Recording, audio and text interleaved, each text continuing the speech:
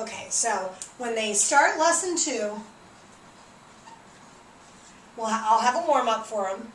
And maybe we should have it similar to your warm-up, only now they have it in vertex form. Excellent. Okay, so we'll do a similar warm-up, because then they'll be kind of used to it. Yeah, I like that. All right, so then... And then what are you going to say, like, what does it... you remember what H and K are there? Right, right. I'll have to... And I think what I'll do is have a student come up and do each part of the warm-up on the board. Oh, yeah, I didn't even think about that. Yeah, so then you know, I'm not saying something they can say. And we'll figure out how I'm going to pick them. Or take volunteers. Okay. Audience volunteers. Okay.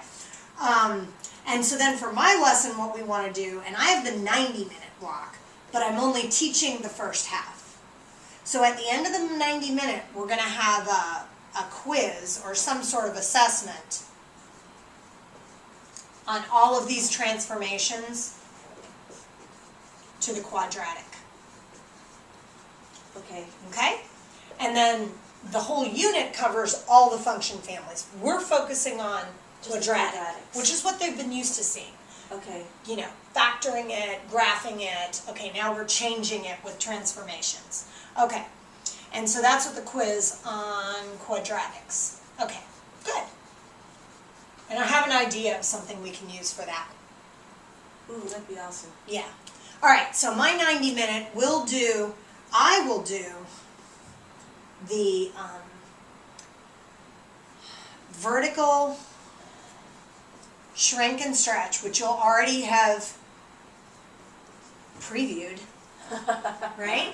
That's Shrink and stretch, and then a reflection. And all of this, while in your lesson they focused on H and K, in mine they will focus completely on A. That's good. That's a good way to organize it. I like that. Yeah, and it breaks it up so it's not like so much. Yeah, because this is a lot. I know it is. Especially when they're used to seeing that standard form. And can you imagine, like, just throwing it all in there at once? That'd be terrible. It's too much. It's too much. Okay. Not for some kids, but for others. Okay. So in the vertical shrink, stretch, and reflection, we'll warm up, and then, I have this great idea. This teacher at my school uses this thing with a pool noodle to show stretch and shrink.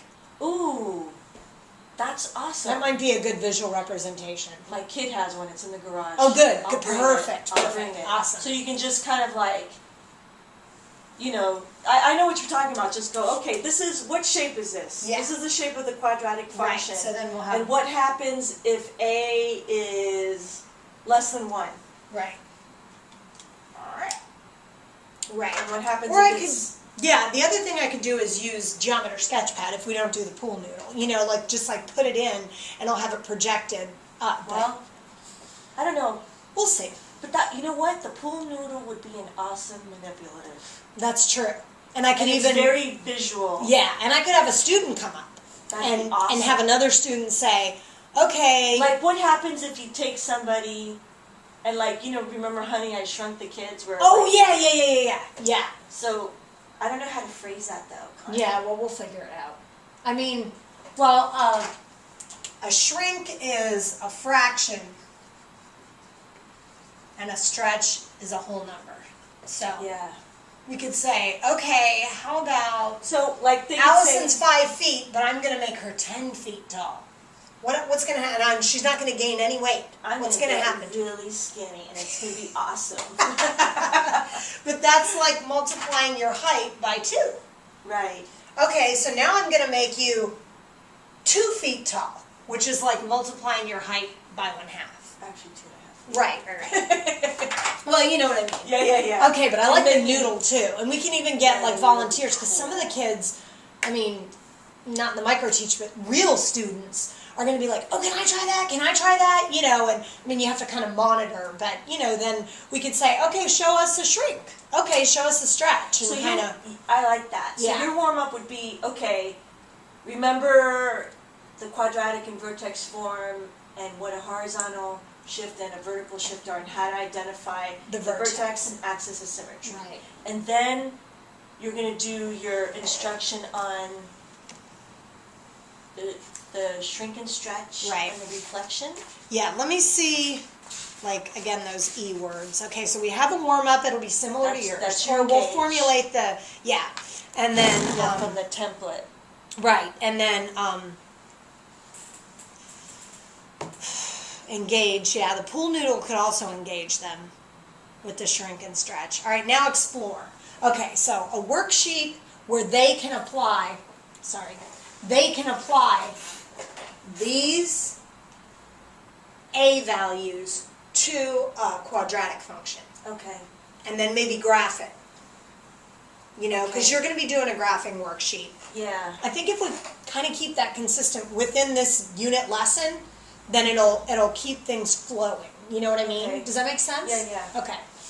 So we use a graphing thing there, and the calculators are always good. They'll have just used them in your lesson. Mm-hmm. So then we'll reinforce that again. Right. And they can see, and we'll have a worksheet where they'll apply those shrinks and stretches and then graph. They can graph them on the calculator and then actually draw them on a graph. Mm-hmm. And we can do think, pair, share. I like that one. But you'll do like the modeling, like the, Oh, yeah. Yeah, I'll model it first, and I'll have TI Interactive up so they can see. Mm-hmm. Yeah. I like that. And I like the collaboration. I really like that. Even as a student myself, I prefer collaboration. Mm-hmm. You know, I feel a little lost if I'm on my own because students can have efficacy issues. I know I do, you know. Mm-hmm. All right, so they'll work on that, but we'll have to make sure, not with our Microteach, but with real students, that, like you said, one person isn't doing all the work, you know. Yeah, I just, And know, maybe having not taught before, I guess you just have to walk around and watch them, right? Right. Or we could even switch up the groups from the day before. That would be a good idea. Mm-hmm. From your lesson, just have different, and we can choose it. Although the students, I learned in my EPY class that the students work better when they choose their own group.